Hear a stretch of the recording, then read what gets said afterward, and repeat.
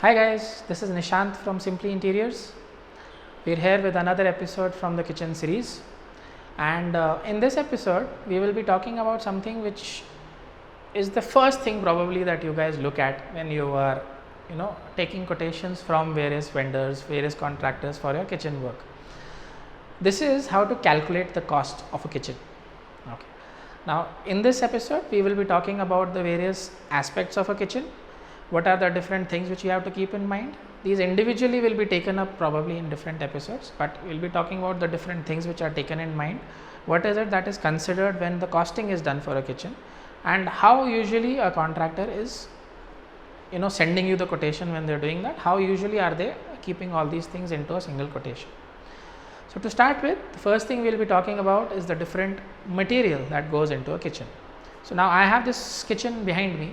So I'll be talking about the same thing here. Okay, so if I'll take this. Okay, this is a typical top unit.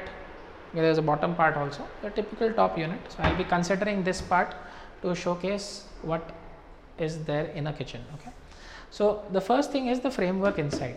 Okay, now whether it's a modular kitchen or a kitchen which is done on site or anything. Okay, so this framework will always be there. This can be made in plywood. This can be made in MDF or particle board. This current one is made in ply. Okay, what we have used is IS 710 boiling waterproof Gurjan ply here. Depends on what kind of quotation you're getting. This is probably the most expensive plywood you can get, which is a boiling waterproof Gurjan.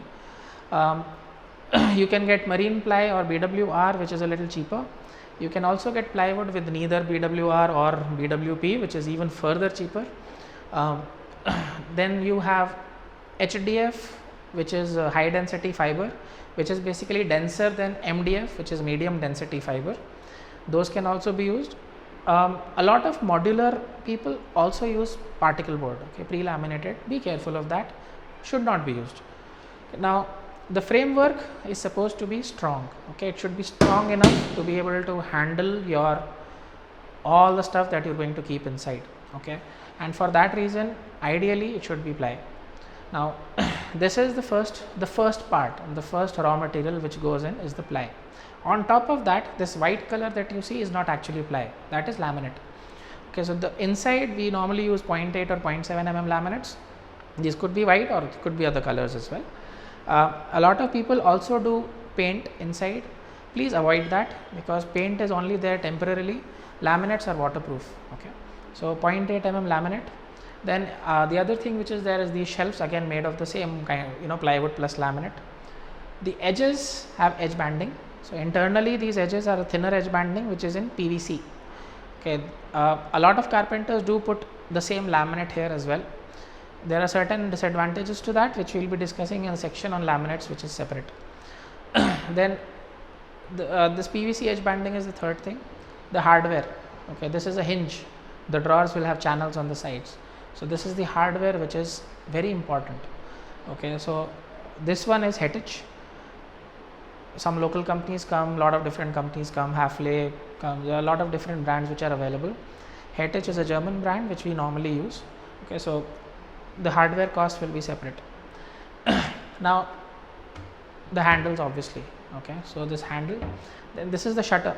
Okay, so now this shutter has been made in PU, polyurethane. So we don't have edge banding, this is all painted, but the shutter cost will also include whatever is the inside material. So for PU we use HDF or HDHMR. Otherwise we use plywood here as well. There will be laminate inside and polish or laminate outside with 2 mm edge banding. In case this is laminate, this will have 2 mm edge banding on the side. So all that cost has to be considered as well. So this is the basic woodwork raw material cost which has to be considered.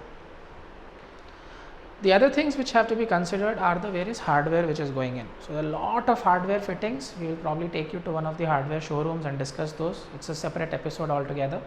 So a lot of hardware fittings. Ask your contractor to give, or your designer to give you a cost which includes hardware separately, and it is not part of the entire quotation, because that is a nice way to bloat up the quote. We will have no idea how much is the cost of the hardware going inside it.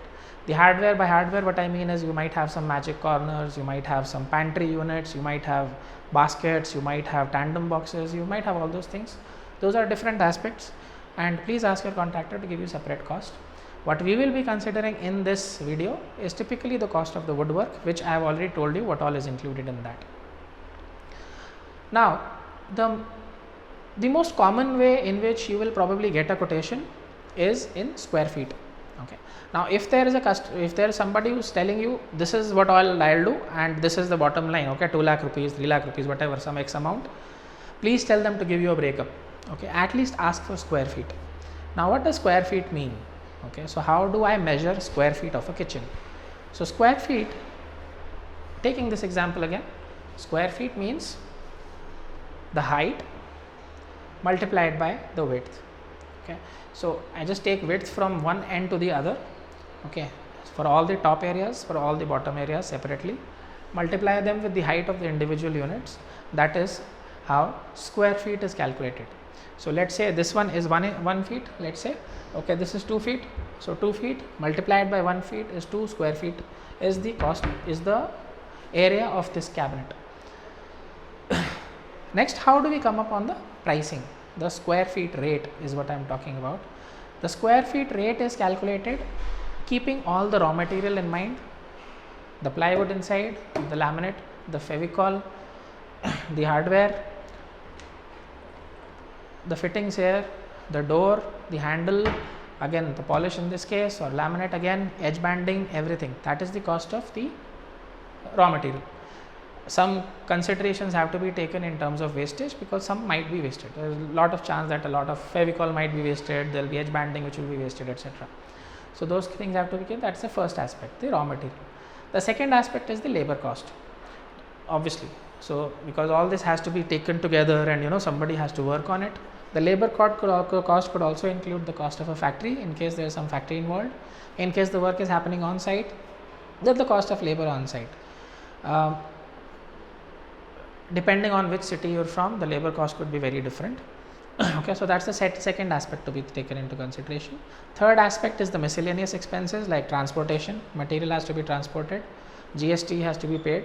So those are the third aspects. The fourth aspect is obviously the profit margin of the guy. Now we usually charge around 20-25%, 20% typically, okay, but the same thing can be done with a 40% profit margin or a 50% or a 10% as well. So the third aspect which you have to consider is the profit margin. Okay. Now once you've taken all these things into account, what a contractor usually does is he doesn't give you a breakup. It's very difficult actually to give a breakup. Okay, because there will be wastage. I might be using ply here and ply here, so I will not know how much ply and all those things. So different aspects will be there. So that breakup will not be given, but at least a square feet rate has to be there. Now the square feet rate includes all the aspects which I told you about, and so you just take the square feet, multiply by that square feet rate, and you will have the cost of your kitchen. Okay, without the hardware. Please keep the hardware, the accessories, the fittings and all separate. So this is how you calculate the cost of a kitchen woodwork. I hope this helped you guys. Please, in case you have any queries regarding this, just feel free to comment at the bottom. In case you have any feedback to give, please feel free to comment at the bottom. We try to answer as many questions as possible. We would also like your inputs on any other videos which we can take. Again, please feel free to get in touch. We are available at www.simplyinteriors.in in case you have any requirements for your interiors as well. Please take care. Have a good day. Thank you for watching. Bye bye.